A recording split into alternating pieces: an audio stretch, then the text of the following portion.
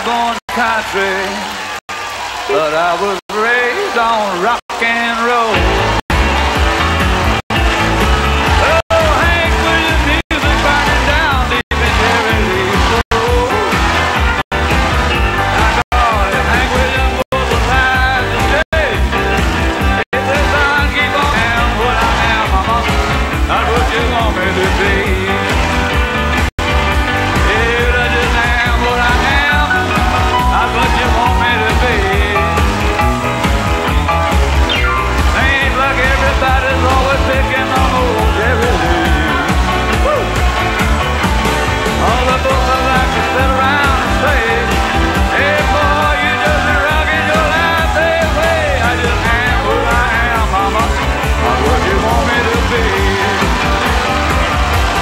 Jerry Lee has got to be the most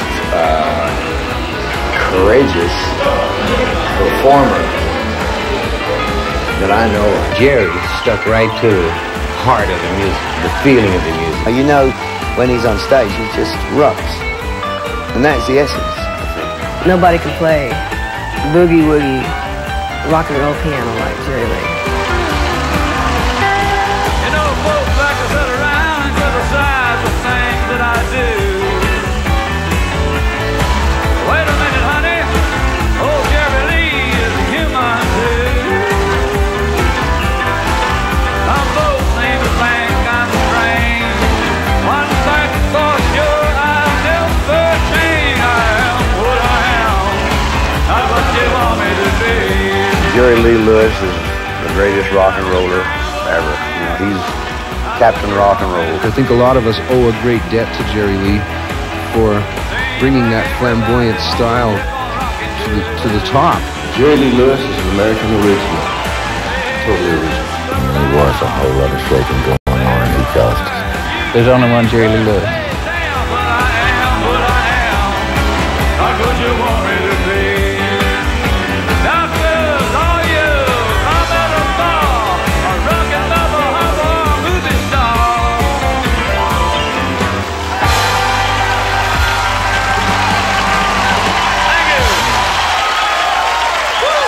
Take my nerves and you rattle my brain. Too much love drives a man insane. You broke my will, that's what is real. It's crazy, great ball of fire. Jerry Lee Lewis, original sinner, saint of rock and roll, the piano-thumping madman of country music, rhythm and blues.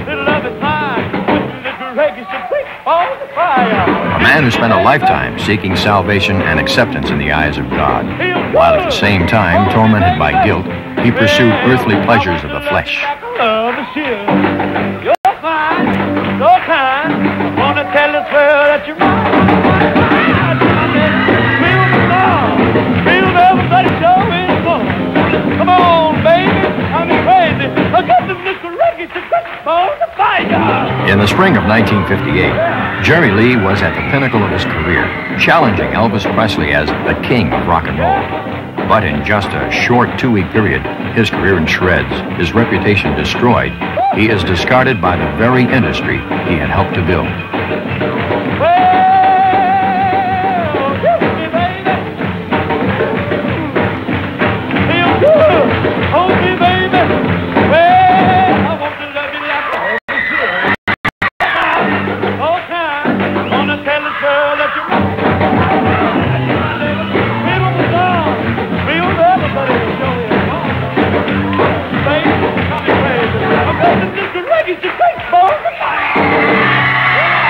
For Jerry Lee, there was no place to go but back to the beginning. The beginning, Faraday, Louisiana, the tiny southern town 5 miles from the Mississippi River, where on September 29, 1935, Jerry Lee Lewis, feet first and premature, enters the world. He's the product of dirt-poor, God-fearing southern pioneer stock, whose perceptions of religion and the law will shape much of his outlook on life. The product of a marriage between a convicted moonshiner and an avid pop and country music fan. There had been an older brother as well, Elmo Jr., killed at the age of 8 by a drunk driver. The grief and sense of loss made an indelible impression on Jerry Lee's 3-year-old mind. Sundays would find the entire Lewis clan attending the local gospel church, where the sounds of the rockin' and reelin' piano first touched the soul of a young Jerry Lee. Between the bouts of mischief, like carving initials in the rear pew with cousins Jimmy Swaggart and Mickey GIlley, a musical seed was sown in Jerry that would soon flower into full-blown passion. Played my first song when I was 8 years old in front of an audience in church. I knew exactly what I was going to do. I just forgot the name of the song I was going to sing. And I sat down at the piano and I hit my chords, and I couldn't think of it. I just got up and marched down and asked my mama what was the name of that song I was supposed to sing. Everybody laughed at me. But Jerry Lee's father wasn't laughing. He mortgaged the family home and then lost it to buy his son a piano.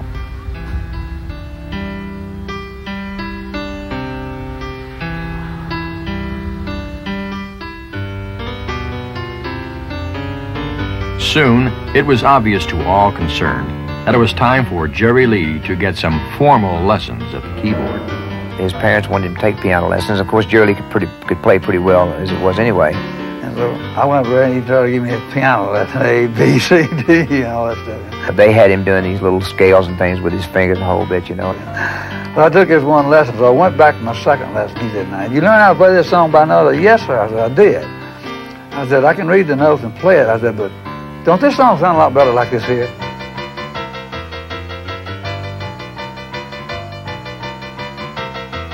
And he kind of slapped me. And don't ever do that again. I said, "Don't worry." That boy shocked me to death. I said, "Man, you don't appreciate good piano playing." So I got up and left. So much for Jerry Lee's formal piano lessons. His informal education begins at Haney's Big House across the tracks in Faraday's so-called Chocolate Quarter. Jerry Lee and cousin Jimmy are bodily thrown out many times. But from open windows and doorways, Jerry Lee develops a love for the blues, a musical form he combines with his country and gospel roots into a style all his own. Way down in New Orleans, everything's fine. All of them are catches just a-drinking and wine. Drinking that mess, here's the light. They get sloppy drunk and they sing all night. Playing the piano from the back of his father's pickup truck, Jerry Lee wins talent contests and fans from county to county. Well, half a couple of nickel, honey, you got a dime. Let's get together and buy some wine. Wine over here, wine over there. We're drinking that mess and everywhere. At 13, the child prodigy nails down a paying job at a honky-tonk across the Mississippi in Natchez, the notorious Blue Cat Club. Blue Cat Club. Meanest, lowest down, fighting, killing this place in the world. And the fights broke out. They had me a place under the piano. I'd crawl up under and hide on the piano. Bullets flying, bottles flying, women flying, men flying. It was all over with it, but I started dancing again. The teen terror of Faraday spends his spare time skirt chasing and hell raising with his closest friend Cecil J. Harrelson, who first hangs the label killer on Jerry Lee Lewis. From hell raising to heaven on earth. In the winter of 1951, Reverend Jewel E. Barton brings his traveling salvation show to town and hires the highly recommended Jerry Lee to play at the services. The good Reverend's daughter, Dorothy, finds herself drawn to Jerry Lee, and before you can say amen, she becomes the first Mrs. Jerry Lee Lewis. In an effort to allay the fears of his outraged father-in-law, the killer announces that he's going to become a preacher and enrolls at the Southwestern Bible Institute in Waxahachie, Texas. Things go well for the freshman preacher until one day his boogie-woogie roots show through and Jerry Lee lets loose at a student assembly. The students are impressed, the dean is not, and Jerry Lee is sent packing. His marriage to Dorothy ends in separation, and he meets and marries Jane Mitchum without benefit of divorce. No longer a minister, the killer enters the world of sales and commerce. Well, I work for Atlas Sewing Center out of Baton Rouge, Louisiana. And I was a sewing machine salesman. Can you imagine Jerry Lee Lewis as a salesman? He couldn't sell anything, but he sold those sewing machines. Jerry goes out, makes the appointment, gets all the sewing machines. He doesn't set up payment plan. Jerry Lee quickly becomes the hottest salesman in the history of the South. But there's a hitch. He sells them until they're all gone. He gets cash, and that's the end of it. District attorney wanted to lock me up bad. With the Atlas Sewing Center, the local law, and outraged housewives on his tail, the killer puts his sales career behind him. The time is ripe for a trip to the country music capital of the world to see if he can give his musical ambitions a boost. Nashville, Tennessee, Music City, USA, the home of the stars and legends of country music.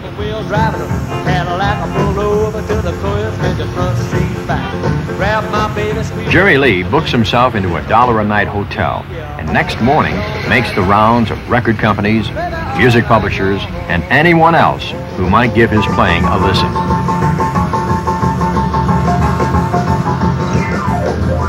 It's the era of Chet Atkins and guitars. For the brash young piano player from Louisiana, there is very little encouragement. They all listened to me, auditioned for me, asked me could I play a guitar. I said, yeah, I can play a guitar. I said, but I play piano. That's my instrument. He said, well, if you can play guitar, we might be able to do something with you. I said, no, thank you. I hitchhike into this town, I hitchhike out. A year earlier in Memphis, a young Tupelo, Mississippi truck driver by the name of Elvis Presley walked into Sam Phillips' Memphis Recording Services, the home of Sun Records. He wanted to record a song for his mother's birthday, but in fact, he was about to rewrite musical history.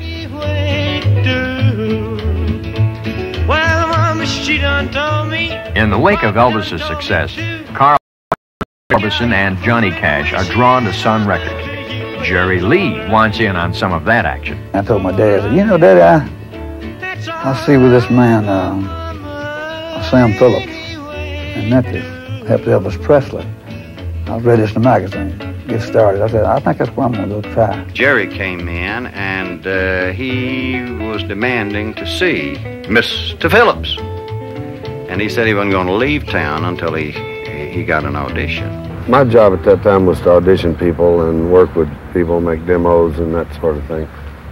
So the girl up front, Sally Wilburn, came back and said that there's a guy out here says he plays piano like Chet Atkins. He wasn't going to even listen to me, you know. I said, you're going to listen to me, brother.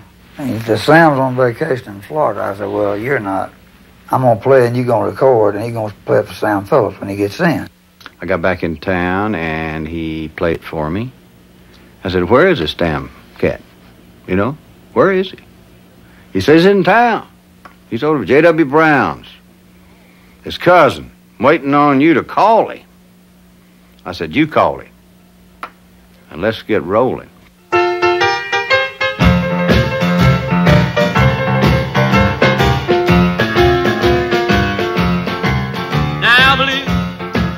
I hired 3 or 4 musicians and we got in there one day and cut his first record. It was on a Saturday morning, and we just went through a lot of songs. And during this audition, Crazy Arms came out of there. That was one of the songs that they auditioned, and it only had a drum and piano on it, except maybe right at the very end, so it was a pretty loose thing. And as it turned out, that was Jerry's first release.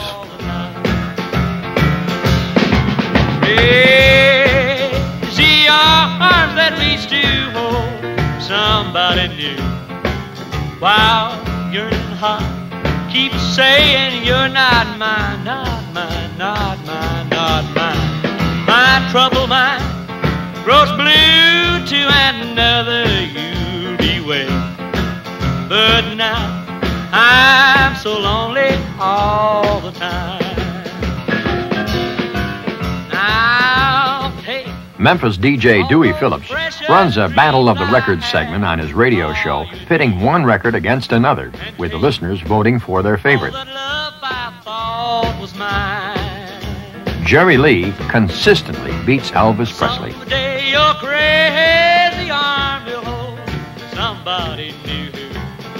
Jerry Lee had taken a Ray Price country hit and made it his own, a mixture of country and blues. A sound that is beginning to find great acceptance with America's teenagers. What Jerry Lee needs now is exposure. It was Carl Perkins, Jerry Lee Lewis, Roy Orbison, and myself.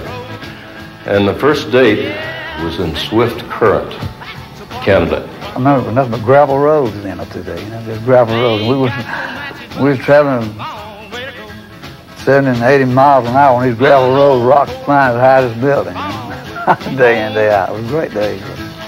36 days in a row. In 1956, Jerry Lee has still not established his wild stage act.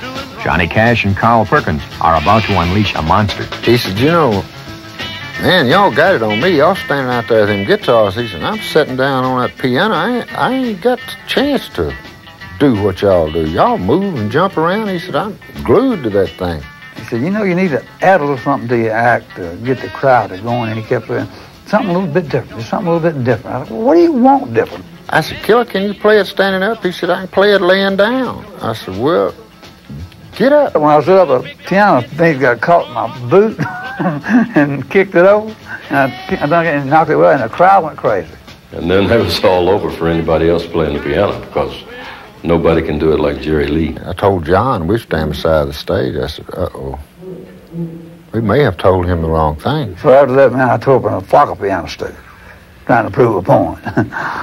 And it was all right, but God, it's been costly. Costly or not, the Killer is ready for a shot at the big time. Sam, Jerry Lee, and Judd Phillips head for New York with a new record under their arms, looking for national television exposure. Their first stop is the Ed Sullivan Show, where the door is slammed emphatically in their faces. We went on down to Mr. Allen, Steve Allen, and auditioned for him. At that time, Jerry Lee Lewis was still unknown, I think, to most of America. Hell, we just told them the truth. This is an exciting act. They said, well, not enough name recognition, my butt, man. But I love quality. I don't care whether it's quality in rock or polkas or classical music, country and western. What I love is excellence. And he said, I want that man on my show Sunday night doing that song right there. But here he is, jumping and jolting, Jerry Lee Lewis.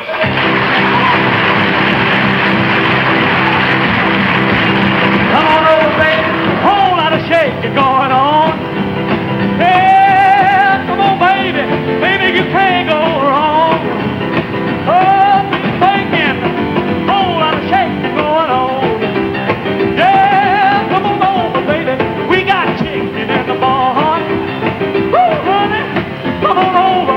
We got a bull by the horn. Oh, keep thinking. Whole lot of shaking going on.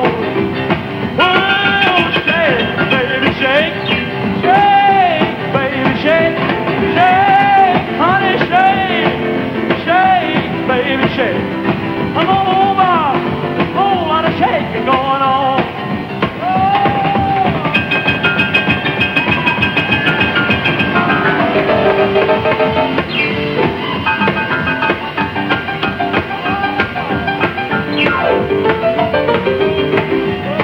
Yeah, come on over, baby. We got chicken in the barn. Who's the barn? What's the barn? My barn. Come on, honey. We got a fool by the horn. Oh, we ain't breaking. Whole lot of shaking going on. Easy now, shake. Oh, shake, baby. You can shake one time for me. Oh, I said, come on over, baby. A whole lot of shaking going on. Now let's get real low, shake. All you gotta do, honey, kind of stand in one spot. Jump around just a little bit. That's when you have flat got something, you know. Now let's go. Shake! Shake! Honey, shake! Shake, baby! Shake, baby! Shake! Big bacon! Whole lot of shake! Go on!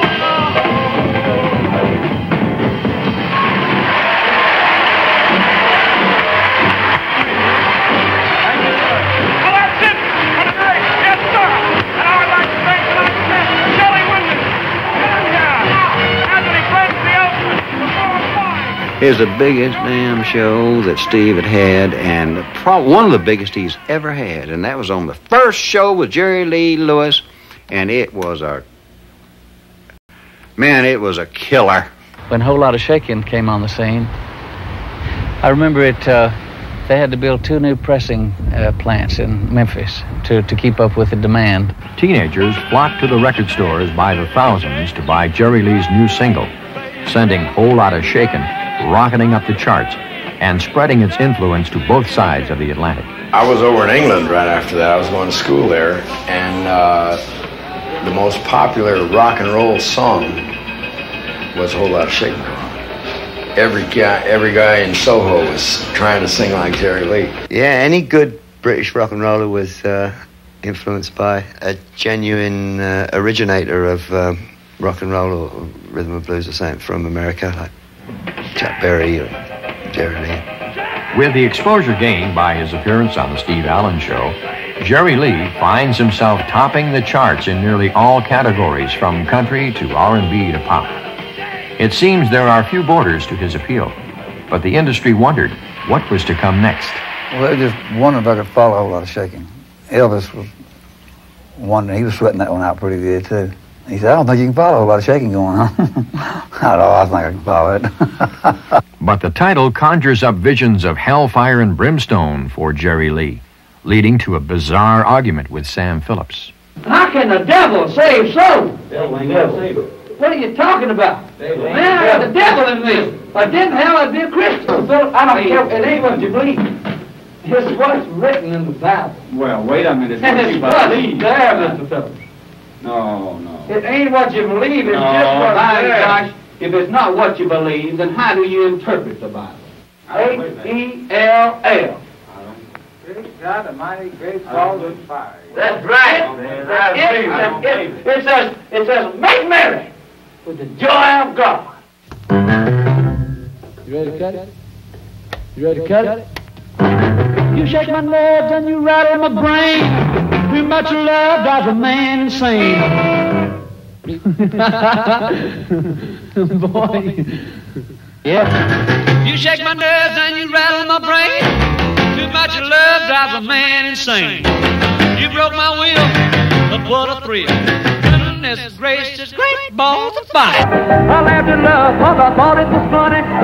You came along and moved me, honey.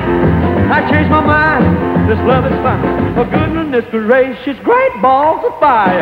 Kiss me, baby. Feels good. Hold me, baby. Yeah, I want to love you like a lover should. You're fine, so kind. Wanna tell this world that you're mine. I chew my nails, wiggle my thumb. I'm real nervous, but it sure is fun. Oh, baby, drive me crazy. Oh, goodness gracious, great balls of fire.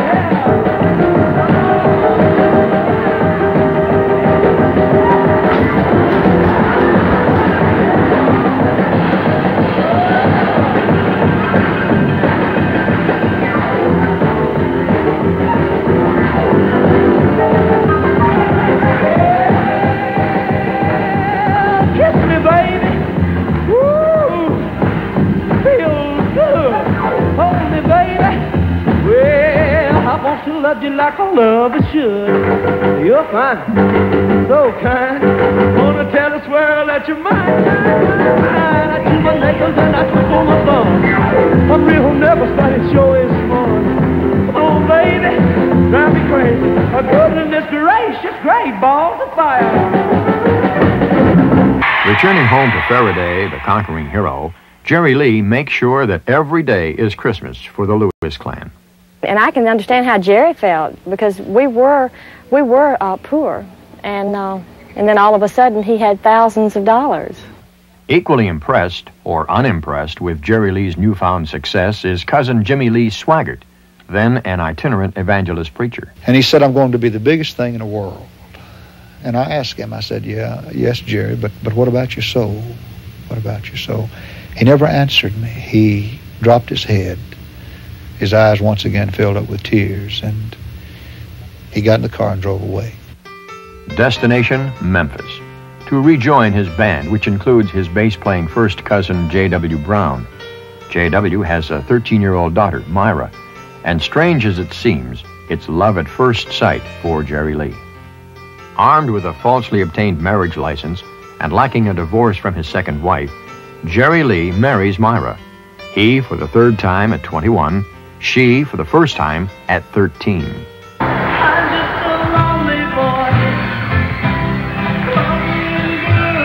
But there's no rest for the wicked, and Jerry Lee accepts a package tour of Australia, of all places, with Buddy Holly and the Crickets and a young Paul Anka. Jerry Lee, at the time, was married to or was about to marry his cousin. So coming out of Canada, I figured that sounded pretty exciting. It wasn't the most palatable to a lot of people. But I said, hey, that's a hell of a country.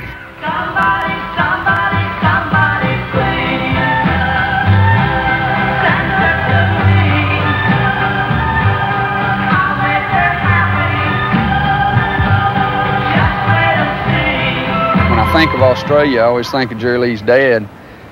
He was always coming around saying, boy, we're sure a long way from Faraday. All of my love, all of my kissing, you don't know what you've been missing, oh boy. Jerry Lee Lewis and Buddy Holly are studies in contrast. Though both come from humble southern country roots, Buddy aspires to an all-American image. Jerry Lee, on the other hand, has no such aspiration. No hesitating, oh boy, when you're with me, oh boy, You know, Jerry was always game for having fun with everyone, and like between shows where most superstars, you might say, will hole up in their dressing room and not participate with anyone, shoot, Jerry Lee would go sit down at the piano and we'd jam and talk and tell jokes and have all kinds of fun. We realized then, I as a musician, that there were certain acts that had some staying power or that had a statement, and the only way that they would really not qualify ultimately is if they self-destructed, which is common then, and of course is very common today. By 1958, rock and roll is going through many changes. Elvis is inducted into the Army and suddenly transforms from rebel to boy next door. The title King of Rock and Roll is now vacant. Rock music is also coming under increasing scrutiny by the American establishment. A frenzied performance by Jerry Lee in Boston leads to rioting by fans. Alan Freed, as the show's promoter and the man considered the father of rock and roll, is arrested on charges of anarchy and inciting to riot. Soon, city fathers across America are becoming gun-shy to rock and roll's explosiveness. Any little thing that the people who want to complain could jump on, they would look at it, be very picky about the music we were playing. We were going up against the odds, boy, because preachers were preaching against you and businessmen thought you were crazy. High schools wouldn't let you play it. Rock and roll has got to go, and go it does. That's the best way I know to get rid of it. You could hear that joker breaking that 78 over the turntable, and it kind of would break your heart. They would try to read things into the music we were playing at that time, but actually they really couldn't, because the music was just fun music. It was like punk wave and all the other fads that come in. They come and they go. Only rock and roll stayed. But not without its casualties. Whoa, yeah!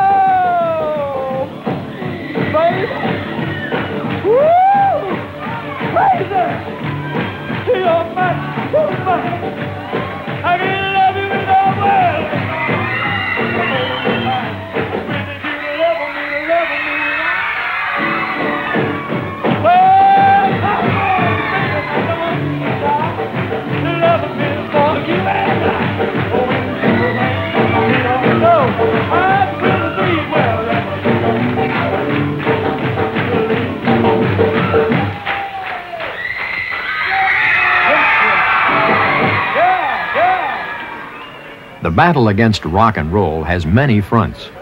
A U.S. government inquiry targets the issue of payola, the acceptance of gifts or money for the radio airplay of records. Alan Freed is singled out as the scapegoat. I refuse to be coerced into signing any statement that I don't wish to sign by anyone. Freed is finished. He dies 4 years later, rock and roll's first victim. Seeing the way the wind was blowing, Jerry Lee decides that it's a good time to capitalize on his growing popularity in England. With his young wife Myra and his sister Frankie Jean in tow, the killer invades Britain. And I had done an interview on BBC, and in this interview they asked me, because he was coming, and I asked me something about it. Of course, all I told him was what a fantastic talent he was. All entertainers in Britain, or would-be entertainers, people that were trying to become successful entertainers, really saw and heard the talent that Jerry Lee had. Triumphant mayhem reigns at the first 4 concerts, but on the horizon, there's a storm brewing. The killer inadvertently admits to Myra's age during a press interview. And the British press, I think, their feathers were ruffled, and they were mad because Jerry was sort of a cocky guy, and they saw a chance to take a shot at him, and they did. He didn't think he was doing anything wrong, and he wasn't. You know, that was pretty common practice, especially in small towns or mountainous areas of the South. He tried to explain that to the press, but they took it the wrong way. They went at him viciously. And it crushed him. And Myra just cried and cried and cried for days. It really did. It crushed him. And I looked at him. I said, Jerry, it's going to be okay. It's going to be all right. These people are meaningless. And he looked around. I said, what would Mother tell you? And when he realized and was and got over being so totally destroyed, then he got stubborn and he got mad. And he said, I'm going to show him. He just gives them all a piece of his mind, says the killer's going home. Well, he was on his way home. We all knew that. But he just announced it. The killer's going home. I'll see you cats later. Jerry, what about this reception in London? Can you tell us about that? Yes, sir. We had a very good reception, sir. Oh, is that so? Yes, we had a very nice time, and the people treated us real nice. And I couldn't have asked for it. Well, the papers reported that you were greeted with silence over there and with catcalls from the audience. Is that right? Well, I can't agree with them there, sir. Our audience was very nice and very good. Mm-hmm. Were you there, Mrs. Lewis? I was there, but I wasn't at the shows. Oh, you weren't at the shows? Oh, did you notice anything like that sort of reception? No, it was a very good reception, I thought. When were you married? Pardon? When were you married? Well, we leave our personal questions out of this, sir. All right. Well, good luck. Thank you. The controversy follows Jerry Lee back to America. Because Jerry Lee was so wild, crazy, and bizarre on stage at the time, I think Jerry Lee was probably the first rock and roller that they went after. In those days, things were a lot more conservative, so there was a lot of just innuendo and that kind of thing. Across the country, Jerry Lee's records are dropped from radio playlists by programmers and DJs overly paranoid by rock and roll's now tarnished image. The era of the rebel without a cause is over. I looked around one day and it was in the chart there was a Bobby V and a Bobby Denton and a Bobby here and a Bobby there, and then it was Bobby's on the top 5. As the public outcry against rock and roll continues unabated, the door is open for a new breed of white, squeaky clean, sanitized pop music artists. Within a year, Buddy Holly, Ritchie Valens, the Big Bopper, and Eddie Cochran would be dead. Chuck Berry would begin a 2-year prison sentence. Little Richard would turn his back on rock for religion, and Elvis would stop performing live.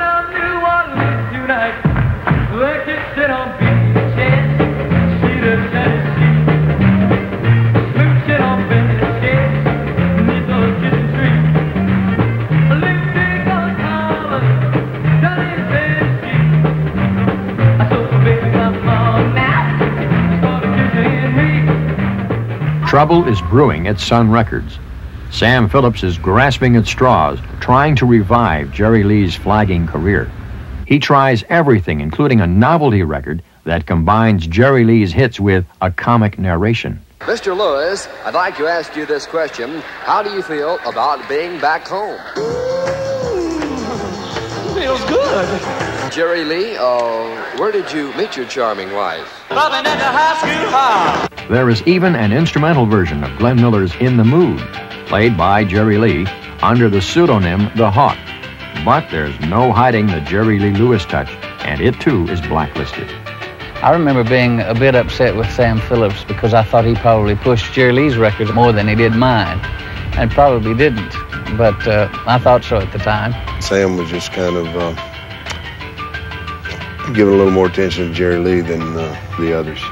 Within a one-year period, Roy Orbison, Carl Perkins, and Johnny Cash leave Sun Records for other labels, while Jerry Lee waits out the term of his 5-year contract. We worked what I call 3-2 beer joint, but just small clubs. Them knockdown, drag-out bars, where you'd play for an hour and fight for an hour. But he wasn't discouraged.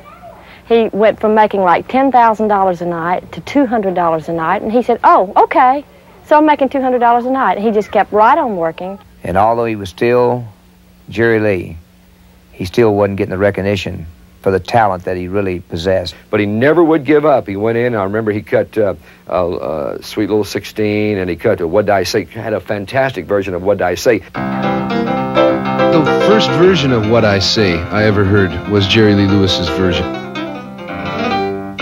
He played it a little different. He played it a little more rock and roll-y than Ray Charles did, and I learned that from the record, played it for some of my buddies at school. Couldn't have been more than about grade 7 or grade 8, and they were totally awestruck that I could do this. They were very impressed, and I had just copied what I'd heard Jerry do on the record.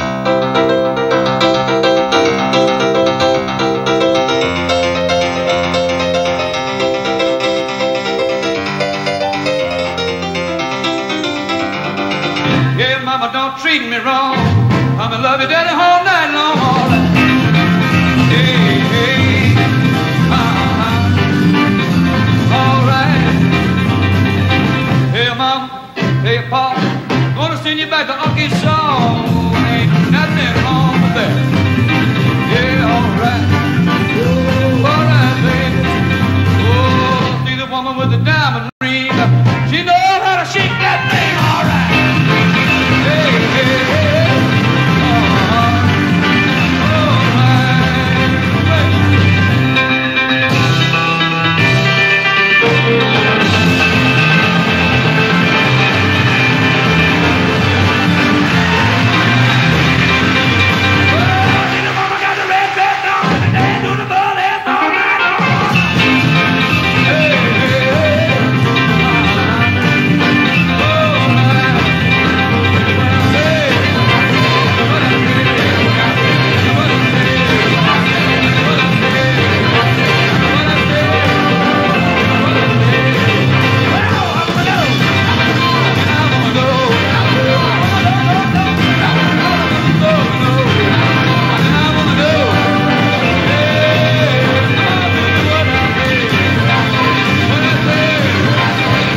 During one of his tours, he gets out of his limousine and goes in this filling station.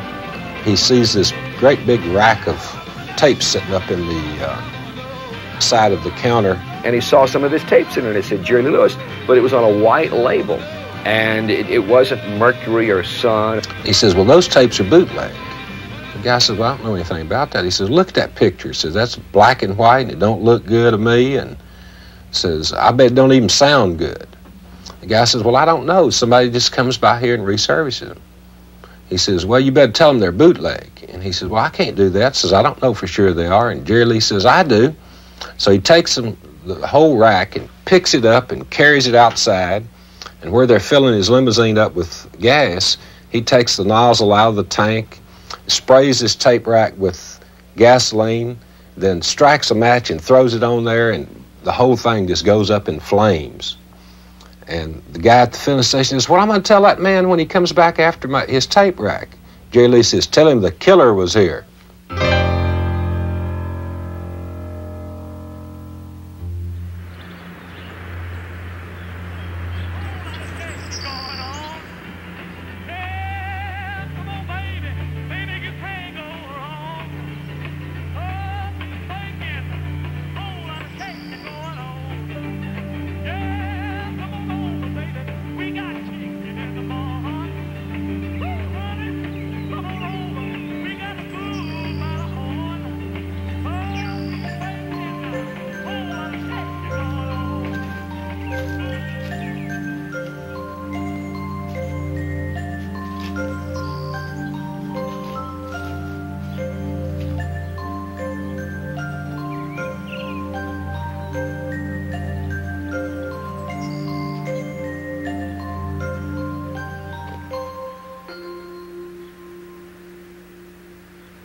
I remember very well. We were staying in this old hotel, and Jerry was staying 2 or 3 floors above me. And they called and told me and said that Steve Allen had fell in the swimming pool, and they thought he was dead and drowned. And what I go tell Jerry? It really brings emotion. I really felt sorry for him. I really did. And it was a very sad thing. I know Jerry never did really break down until we got to Faraday over here. Because then you can see death is so final then. Within 2 days of his young son's funeral, Jerry Lee is off to England again. It's a long, solemn flight with the grief of his son's death and the memory of his treatment by the British press hanging heavily on his mind. It's a different Jerry Lee Lewis that faces his British fans this time. Older, heavier, and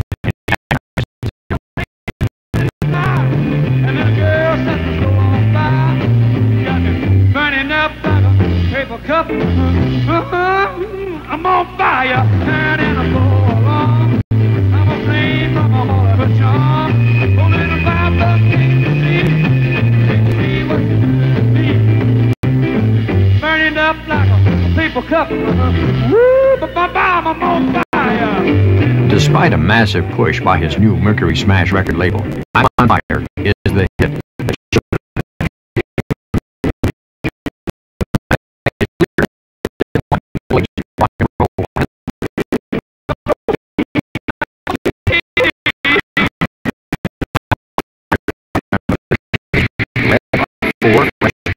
Musicians from Liverpool, England. Our contract was expiring with Mercury, and we had fulfilled our obligation. In other words, we'd cut our quota of songs that we were supposed to cut, and we wasn't going to record any more for them. We was fixed to start looking for a new record label, and Eddie Kilroy called. I said, Jerry, son, I said, I'm with Mercury Records, and boy, we're going to have a good time. He said, well, I'm glad you're at Mercury, and you've got a good job, but I'm leaving those people. They can't get a hit record on me, and I'm going somewhere else. I said, no, we got to come in and record one more time and do a country record. I'd already approached Shelby Singleton about cutting a country hip on Jerry.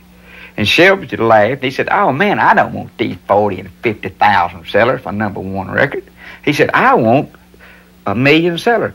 And I said, Shelby, all I want is the airplay. Sure enough, he called back a couple of days, and he said, well, I've thought about it, and because it's you, I'm going to come up there and do one more record. One by one, they're turning out the lights. Another Place, Another Time is the song that turns Jerry Lee around in more ways than one. His image goes from hillbilly rebel to dashing, well-dressed country gentleman, ready to take on country and western audiences on their own terms. Heard you whisper, we'd meet again. Another place, another time. And that thing went straight through the roof. And boy, I felt horrible because, why hadn't we been doing that? Because it had been 4 or 5 years that we couldn't get anything happening with him. We were proud. I mean, we were tickled to death that he wanted to play our music. I mean, to play what we call country music. The rock and roll disc jockeys actually didn't like Jerry switching over to country because we liked him to rock and roll, but we understood what Jerry was doing. He had to do it. The country audience accepted him a little quicker than the rock and roll audience on his comeback trail. And everything was going together business-wise up, but everything material-wise, like things you'd hold dear to yourself and your loved ones, seemed to be slipping. It's not a very good trade-out. Sadness and pain. The first thing to go is Jerry Lee's 13-year marriage to Myra. Next, he's staggered by the death of his beloved mother. Then, 2 years later, in 1973, his 19-year-old son, Jerry Lee Jr., dies in a car crash.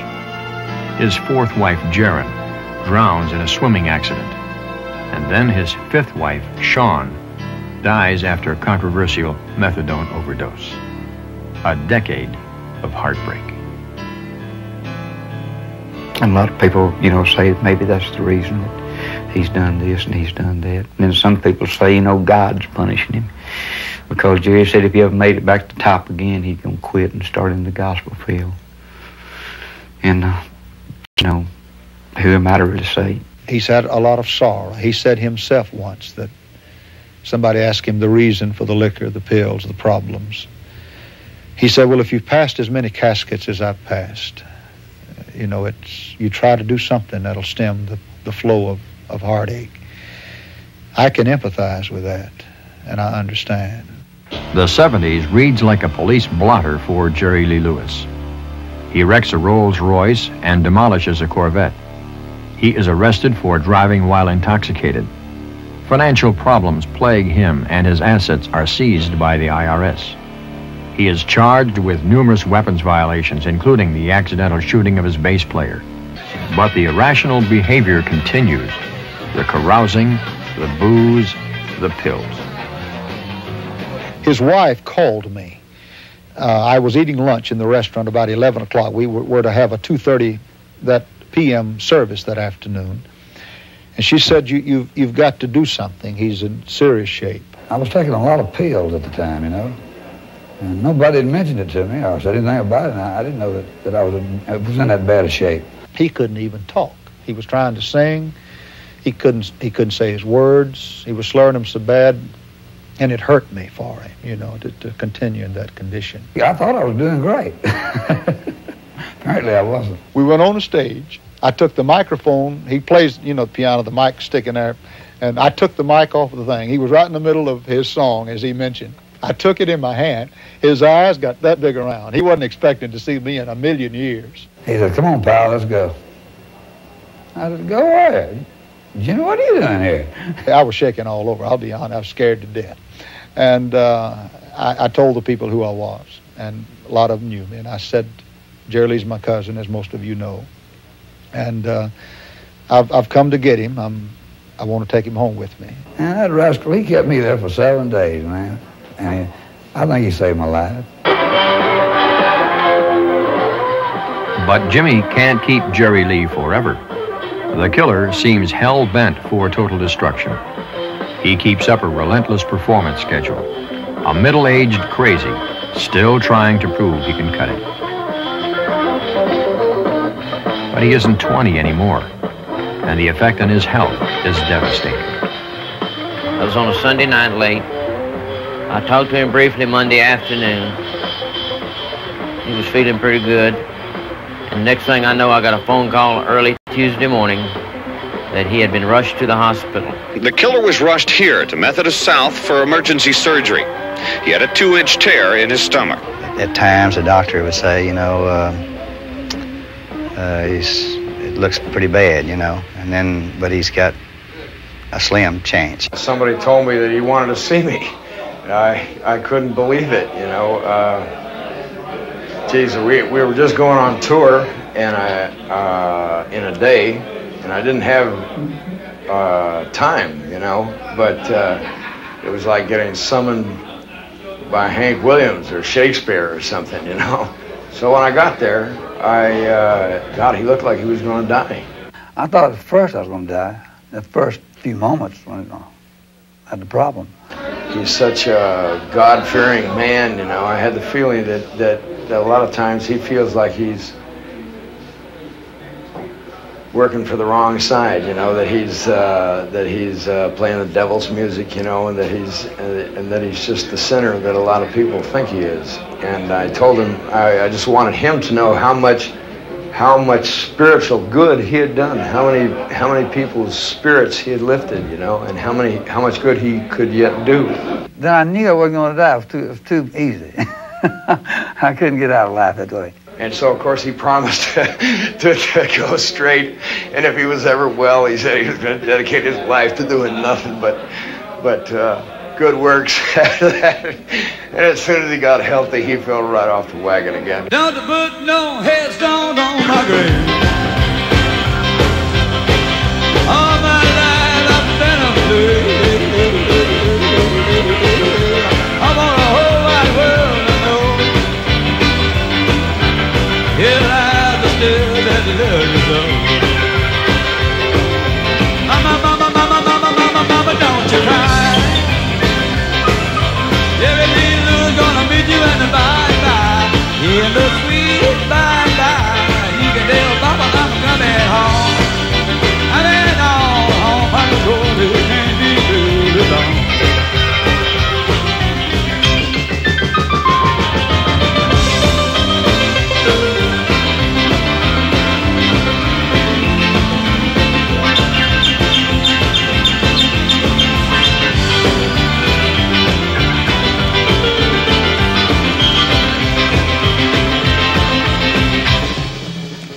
Mama, mama, mama, don't you cry.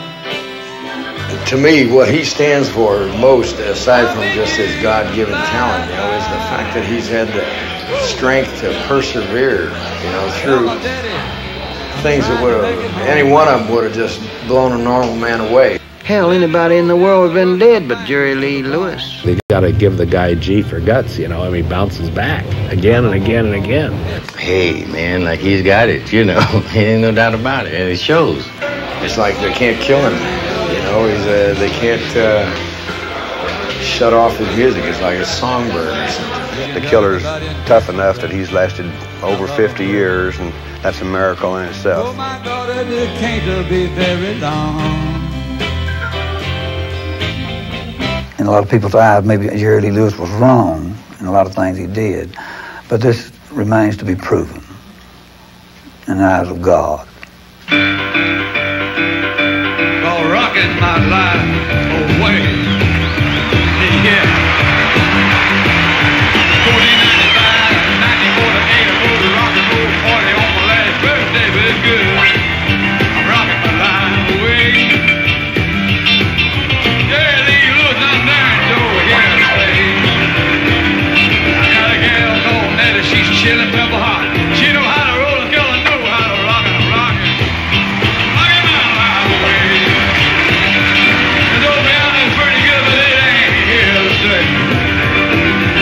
Oh, baby, come on, just shake that thing out like the way you make a little ring on the rock. Rocking old Killer's life away. But I love it, and I thank God I'm here to stay. Yeah!